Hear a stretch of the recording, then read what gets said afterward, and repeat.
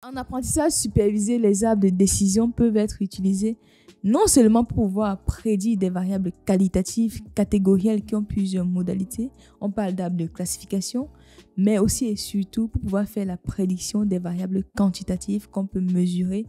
On parle en général d'arbres de régression. Dans la vidéo du jour 56 qui s'affiche juste ici, on a vu ensemble comment mettre en place des arbres de classification de A à Z en Python, comment est-ce qu'on optimise les arbres de classification, comment est-ce qu'on évalue les performances de ces arbres. Dans cette vidéo, on verra ensemble comment mettre en place des arbres de régression de A à Z. Quelles sont les spécificités de l'arbre de régression?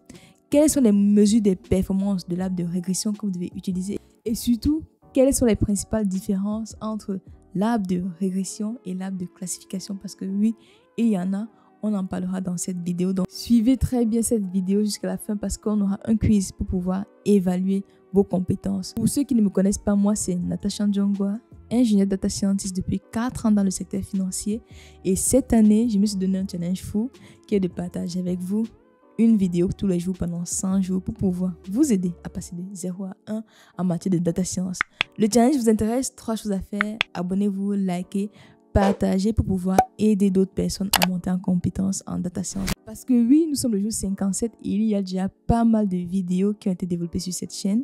C'est complètement gratuit. Profitez-en. Les vidéos sont juste là. Maintenant, on va passer à la 57e vidéo. On va voir ensemble comment implémenter l'arbre de régression sous Python. Pour pouvoir tester cet arbre de régression en Python, nous allons développer un modèle qui va permettre de prédire les prix des logements en Californie, aux États-Unis.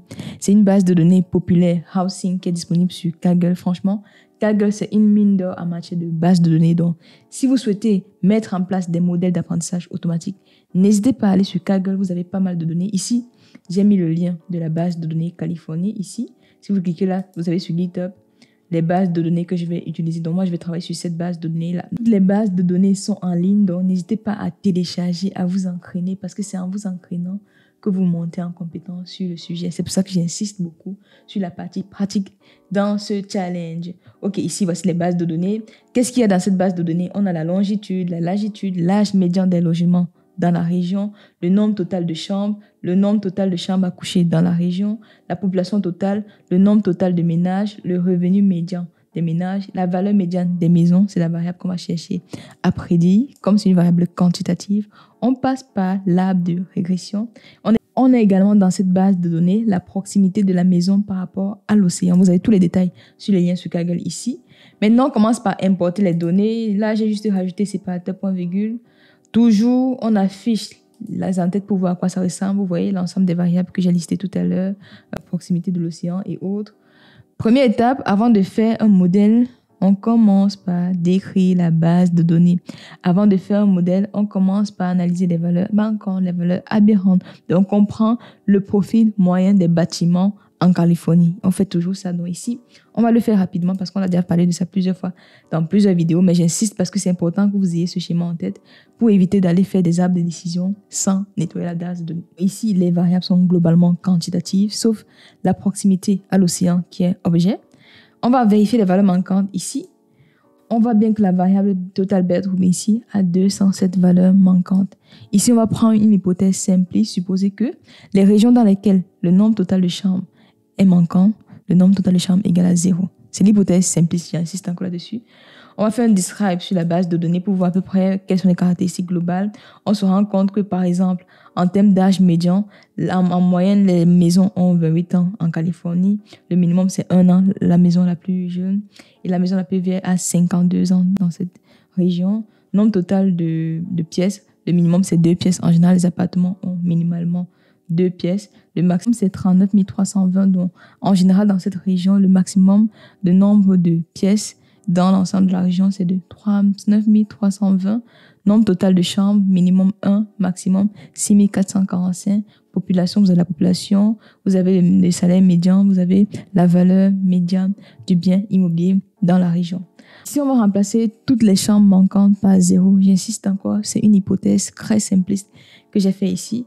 Donc ici, si j'exécute ceci, vous allez voir qu'on n'a plus de valeur manquante comparativement à là. Une fois que c'est fait, on a une base de données nettoyée. Maintenant, on peut décrire l'ensemble des variables. Pour ça, Pour les variables quantitatives, on commence à faire l'histogramme à peu près. Je n'ai pas importé NumPy. Importer NumPy, import NumPy ASPD, ASNP. Voilà, là, ça va marcher normalement. Voilà, maintenant que j'ai importé, ça marche. Vous avez la distribution ici de l'ensemble des variables pour voir à peu près est-ce que c'est normalement distribué, c'est quoi le minimum, c'est quoi le maximum, est-ce que c'est symétrique. Ensuite, on va mettre en place des box plots parce que c'est plus parlant pour voir s'il y a des outliers ou pas. Globalement, il y a des outliers, mais bon, je ne vais pas m'attarder là-dessus parce que c'est un cas pratique. N'hésitez pas à creuser davantage pour comprendre ces valeurs extrêmes.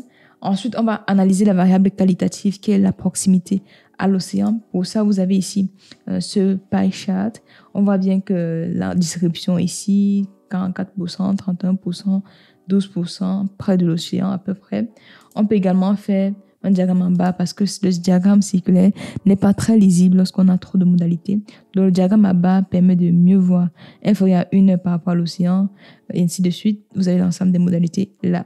Maintenant, à l'analyse des corrélations entre les différentes variables. On commence par analyser la corrélation entre les variables quantitatives. Rapidement ici, avec Seaborn, vous avez cette magnifique matrice. Si on s'intéresse ici à notre variable d'intérêt qui est le prix médian des appartements ici, on se rend compte qu'il y a une forte corrélation avec le revenu médian dans la région. On se rend compte que plus le revenu augmente, plus le prix des appartements est également élevé. Ça, c'est un peu normal. Généralement, dans les quartiers où les individus ont beaucoup d'argent, les prix des biens immobiliers sont également chers. C'est à peu près ça que ça relève ici. Après cela, on analyse les corrélations entre les autres variables qui ne sont pas les variables d'intérêt. Par exemple, si on prend ici Total Rooms, on se rend compte qu'il y a une forte corrélation entre le nombre de pièces totales et le nombre de chambres. En gros, plus le nombre de pièces est important, plus le nombre de chambres est également important. Ça, c'est normal. Plus un appartement, plus une maison est grande, plus on a de pièces, plus on a également de chambres. C'est ça, c'est ce que ça révèle ici. Entre la population aussi et le nombre total de rooms, ça c'est normal, puisque plus un quartier a une population importante, plus le nombre de chambres est également élevé. C'est ce que vous voyez ici. Vous voyez qu'il y a de fortes relations entre les variables qui sont juste ici dans la base de données. Ça permet de voir s'il y a multicollinéarité ou pas et de faire une présélection en amont. Dans le cas école ici, on ne va pas faire de présélection. Mais dans la pratique, il faut que vous preniez l'habitude de toujours sélectionner parce que c'est important. Ça va éviter d'avoir des décisions trop profondes. Donc ici, on ne va rien sélectionner, mais juste vous avez la matrice de corrélation. Vous voyez à peu près les relations entre les variables. Là, on va faire la corrélation de Spearman aussi. Bon, ça va donner la même information. Je ne vais pas m'attarder là-dessus. On passe maintenant à la relation entre la variable d'intérêt et la variable qualitative pour voir si la proximité à l'océan a un impact sur le prix des biens immobiliers. Donc là, ce sont les nuages des points des analyses bivariées.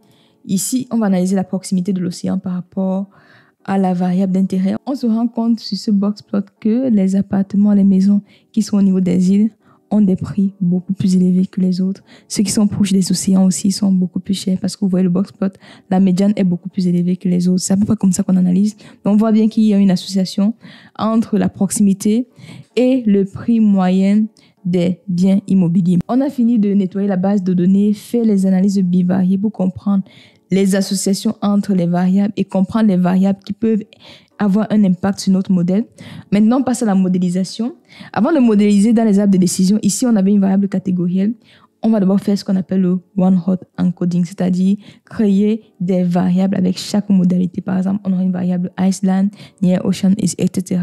Donc ici, on va faire le one-hot encoding et on va rajouter la variable one-hot encodée dans notre base de données. Si j'affiche à nouveau le data frame ici, vous allez vous rendre compte. Qu'est-ce qui se passe? Ok, je comprends pourquoi ça fait ça. Parce que j'ai lancé ça 2 fois en fait. On va juste faire comme ceci. Tac.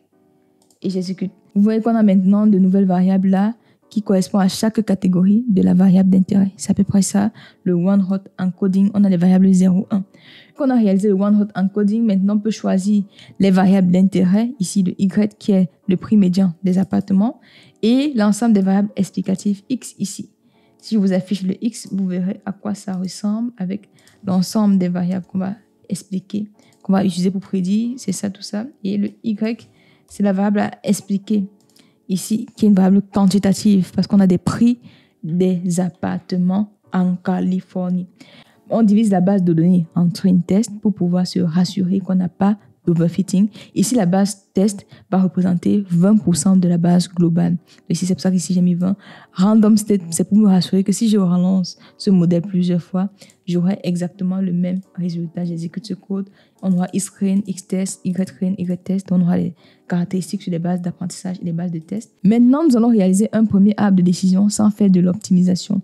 Donc, pour pouvoir faire un app de régression en scikit-learn, vous avez le module Decision Tree Regressor ici que je vais importer.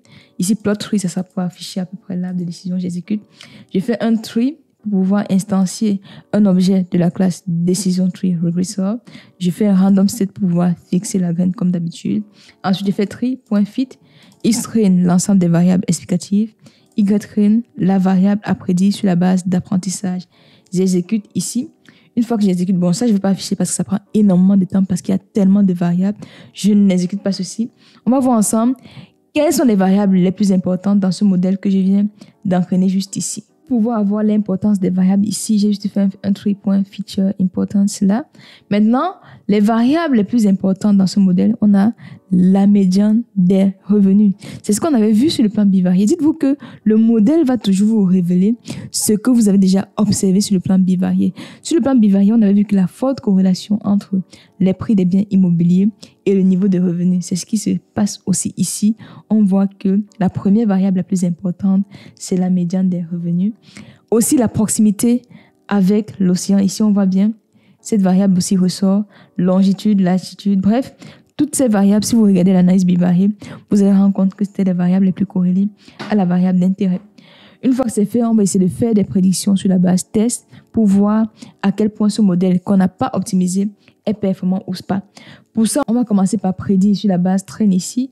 Ça, c'est le modèle d'arbre qu'on a estimé. On fait un predict, on prend l'ensemble des variables explicatives des caractéristiques sur la base train et ça nous fait la prédiction.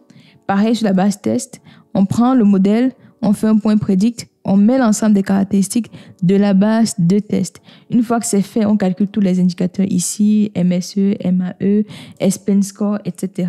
Performance ici, remarquez bien que sur la base d'apprentissage, on a un R2 de 1. Ça veut dire que le modèle qu'on vient de construire, il est parfait. Regardez le RMSE. RMSE à 0.